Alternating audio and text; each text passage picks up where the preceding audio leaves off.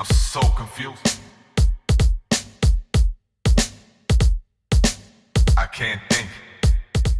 On January 12th, in 1879, the British-Zulu War begins as British troops under Lieutenant General Frederick Augustus invade Zululand from the Southern African Republic of Natal.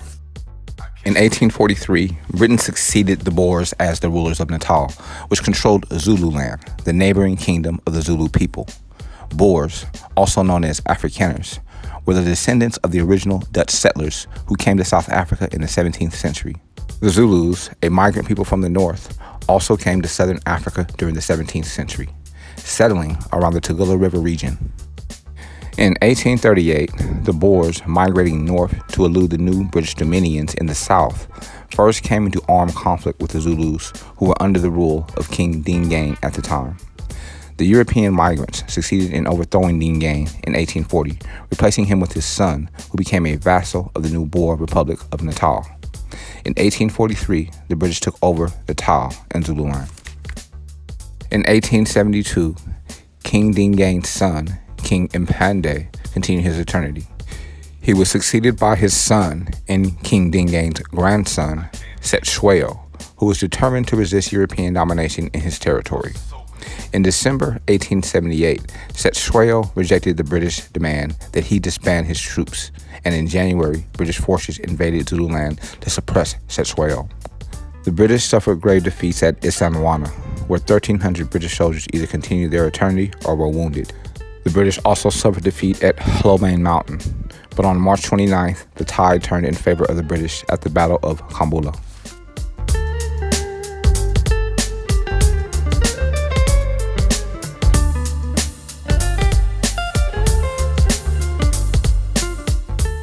At Ulundi in July, Cetshwayo's forces were utterly routed, and the Zulus were forced to surrender to the British.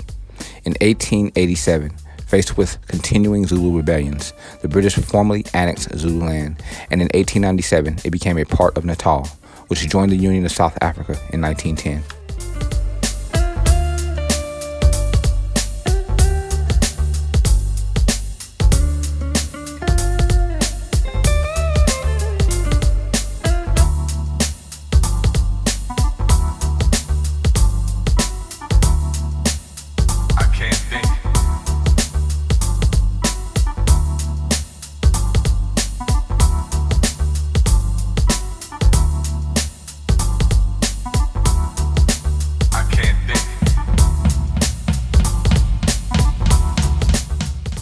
It was January 12th in 1932 that Hatie Ophelia Wyatt Caraway, a Democrat from Arkansas, became the first woman to be elected to the U.S. Senate. Caraway, born near Bakerville, Tennessee, had been appointed to the Senate 2 months earlier to fill a vacancy left by her late husband, Thaddeus Horatio Caraway.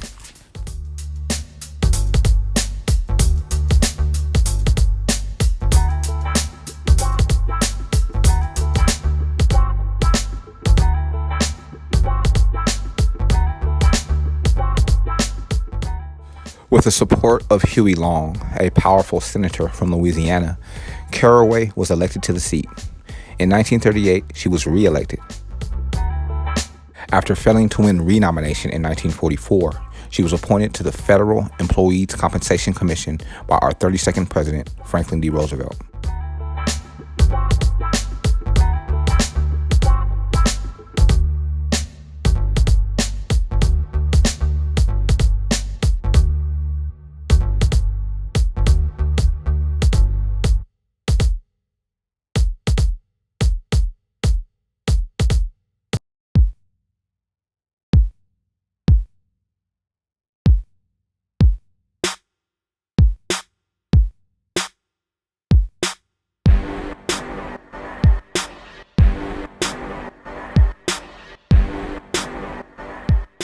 Although she was the first freely elected female senator, Caraway was preceded in the Senate by Rebecca Latimer Felton, who was appointed in 1922 to fill a vacancy but never ran for election.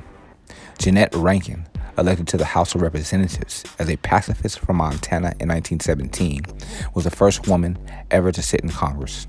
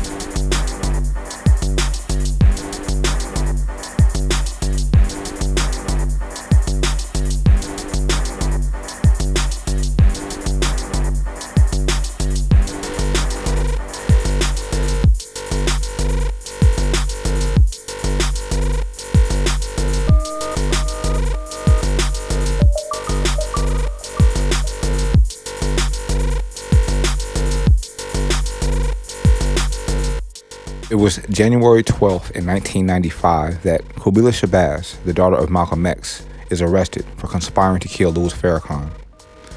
Shabazz believed that Farrakhan was responsible for the assassination of her father in 1965.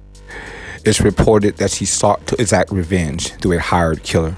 Subsequently, Shabazz admitted her responsibility, but not her guilt of the charges, and the government accepted a plea bargain. Michael Fitzpatrick, a high school classmate of Shabazz, claimed that she called him and asked him to kill Farrakhan. Fitzpatrick said she told him that she wanted to avenge what had happened to her father and feared for her mother's life because Betty Shabazz was outspoken in her belief that Farrakhan was behind the 1965 shooting. History.com reports that although Farrakhan was allied with the Nation of Islam leaders who planned the Malcolm X shooting, he most likely was not directly involved in the plot. Unfortunately for Qubilah, Fitzpatrick was already an FBI informant and promptly passed on the information. He also began recording his conversation with Shabazz. She escaped the most serious charges because the tape seemed to show entrapment on the part of Fitzpatrick, and Shabazz seemed to be a tentative and unwilling conspirator. Also, Fitzpatrick was a fairly unsympathetic informant.